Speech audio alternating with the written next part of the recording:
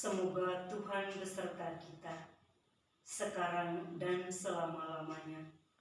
Bacaan diambil dari Injil Matius, bab 5, ayat 13 sampai 16.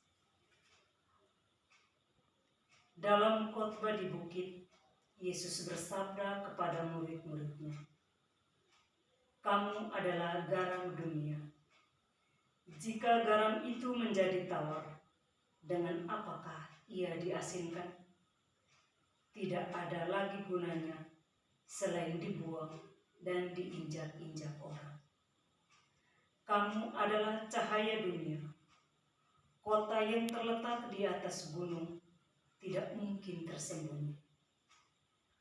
Lagi pula, orang tidak menyalakan pelita, lalu meletakkannya di bawah tempayan, melainkan di atas kaki pelita, sehingga menerangi semua orang di dalam rumah itu.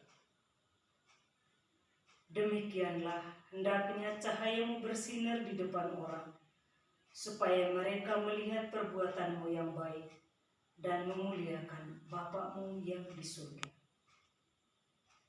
Demikianlah sabda Tuhan.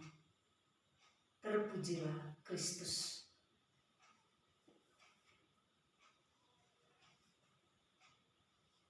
Tunjukkan pesonamu. Para pastor, para suster, sahabat Monsinyur Gabriel Manik yang terkasih.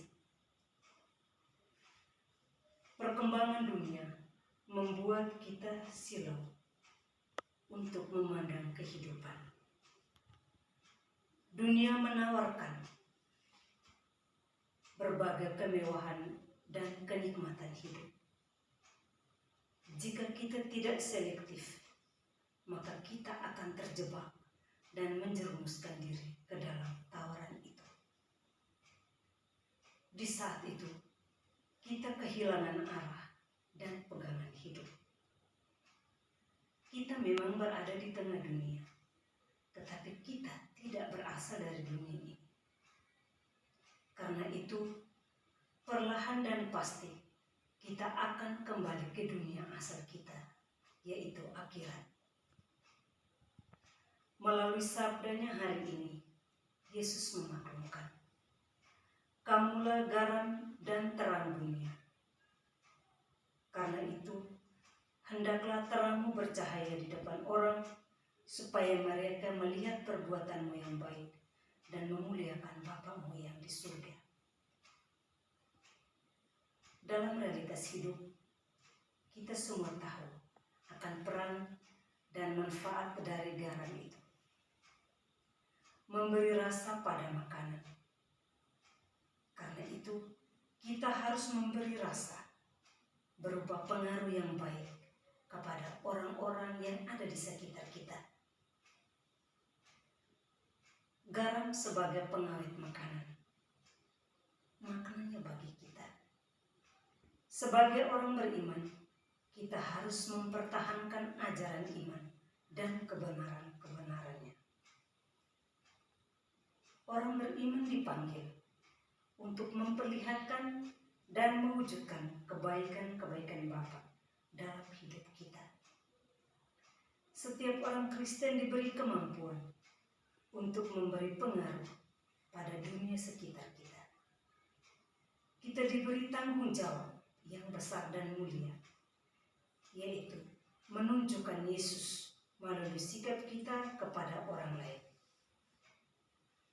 Kita hanya berguna ketika kita berani menunjukkan perbuatan baik kita kepada semua orang yang ada di sekitar kita.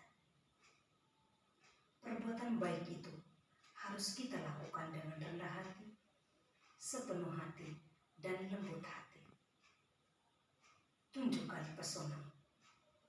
Sabar dalam menanggung kesukaran-kesukaran hidup. Lembut dalam memberi maaf.